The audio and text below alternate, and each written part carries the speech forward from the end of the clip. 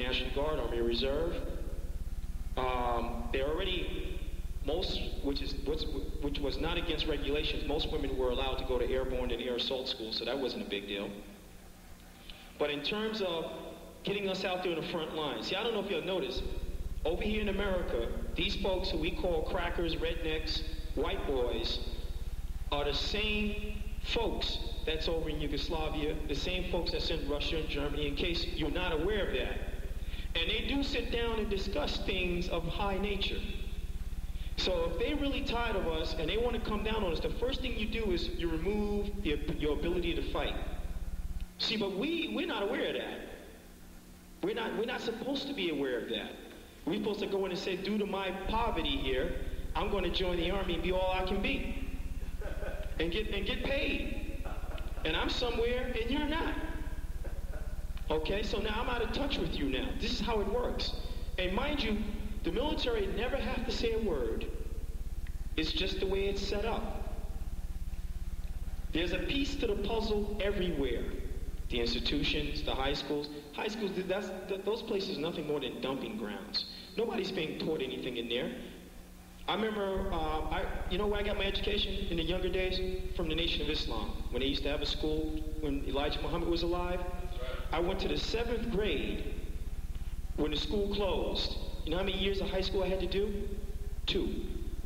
That's it. When I walked in the door, they gave me credit for everything. The only thing left for me to do was phys ed. Play soccer, indoor track, swimming, you know, stuff that we didn't spend time doing. But other than that, it was a pretty boring life for me. I had already, the stuff that they claimed to teach, we had already covered already. I was already doing chemistry. In the 6th grade, I was doing chemistry already. And in high school, you gotta wait until your 11th year in high school to do that. I was in what you call elementary school level doing that already.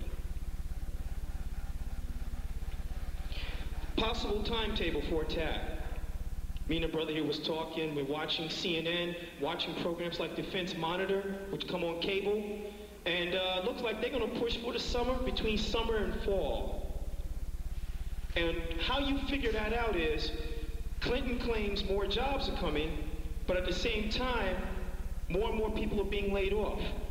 As a matter of fact, there's hardly almost anybody left to lay off, because they did all of that when Bush was president. So now what you get is drips and drabs now. You go down to some of them tall office buildings, like some of the brothers and myself.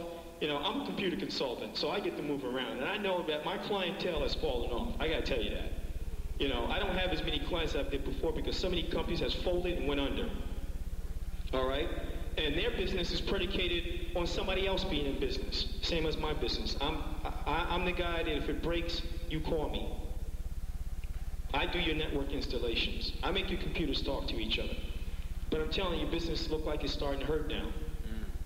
So with all these other folks that's already being laid off, and now you're going to have, when the summer hits, you're talking about more and more kids going to be out to school now. What are you going to do with them? All right? Our people still grappling and fussing and fighting among themselves in terms of what can we do for our children, and somebody who don't even look like me and you have already decided a long time ago what's going to happen to your kids. Not what he's going to do with them, what's going to happen to them. So I would not say to any black woman at this point in time, you know, and I'd have to be very careful how I say this. Look, don't get your hopes up. This is not the chance to go what we call gung-ho. You don't want to join the infantry or any combat type unit. It's not what you're looking for. And the only thing you're going to get out of it is a body bag and a casket. All right, and the service have already said, come on over and make our day. We got a 1,000,000-man army waiting for you. And I got to tell you something about the way the Serbian army, or Yugoslavian army, when it used to be called Yugoslavia, was set up. Well, you know that it was a Russian or Soviet satellite country. Also, those forces that's in that area was trained as shock troops. Now, I don't know if you know the difference between a regular army soldier and a shock troop. The mentalities are different, man. A shock troop knows he's going to die. And as a result of knowing he's going to die, he has no problem in killing you. He doesn't think about surrender. None of those things come to his mind. It's the way he's trained. His equipment that he's given is different. A regular Army soldier is an occupying force. So the 82nd Airborne, for all intents and purposes, the 101 Air Mobile Infantry Division, and your basic cavalry units are, in America, is what you would term as shock troops. The 5th Marine Expeditionary Force, those are shock troops. Anybody who goes in first. But the Russians made a whole lot of folks like that. The East Germans, the Polish, Czechoslovakians, Romanians, most of those folks were all shock troops. As a matter of fact, still today, near the Fulda Gap in Germany, is still the largest parking lot in the world. I mean, literally, you can't even begin to count them. How many hundreds of thousands of tanks that's just parked out there? I mean, they're parked in an orderly fashion now. You know, I mean, don't think because they got so many tanks now, they can't start them up and move them when they need to be moved. You know, so their whole mindset is total annihilation. And that was part of a policy that Russia had and the U.S. also adopted, which was called MAD, Mutually Assured Destruction. All right? You can't have it. If we can't have it, neither can you. Now, what does that have to do with us as a people here? The same difference. You think this white man going to sit back and let us get up into all of the high offices, think we're going to change something? If he can't have it, we can't have it. Right. And that's what we need to wake up and realize. Don't get so caught up in our prosperity. You know, hey, I got $10,000 in my bank account. I got $100,000 in my bank account. I got news for you. The black middle class is going to get rocked like they've never been rocked before in their lives. How quickly we forget the history of those, what was it, 15 black millionaires? And what happened to them? Who attacked them? Huh? It wasn't us. We were supporting each other. All right? We had our own police force, our own judges. The town was ours. But when things got bad for the white boys, they came for us. Today, it's more easy for them to take our property from us. All right? Through the computers. When you go in, you notice ATMs, you know, like I said, our people, we're functional illiterates in one respect. The data is in front of us all the time. We never connect the dots. Remember that little game we used to play? Connect the dots? Well, there's a lot of our folks who don't know how to connect the dots. They think they're connecting the dots. They think they're thinking correctly. But the end result is going to show that we're not. That's the end result.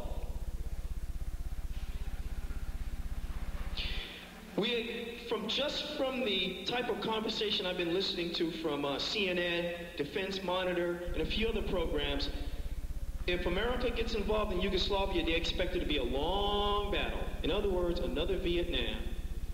And that's what they need. They need another one of those. Not only that, if you look at the way Yugoslavia is made, the terrain, it'll trap you in. All of the high mountain ranges. Most troops in this country is not trained to fight in mountainous terrain. We only have one mountain division, 10th Mountain Division, Fort Drum, New York. That's it. That's the only mountain division. They hardly train in mountain, what they call so-called mountain warfare. And the division I belong to, we used to do training with those guys up at Fort Drum. So that's how I can say this. You know, we used to, you know, our guys, you know, my engineer company that I was commanding used to get together with one of their commanders, and we used to laugh at them, man. And my unit was all black and Hispanics. And we used to outdo them all the time, man. All the time. So you guys can't do nothing, man. You guys do this 365 days a year, and we only doing this 1 week in a month, 2 weeks in the summer, and look at what we do. See, but we were training for a purpose. We had a lot of brothers in my unit who was conscious. We were training for a purpose. We knew that, hey, we can't do anything while we were in there because they had separated the bolts from the rifles. Okay, I don't know if you're aware of that, but since 1987, 1988, the bolts for all units of color, especially here in the city, all of the bolts are separated from the rest of the weapons. And the ammunition is not in any of those same places.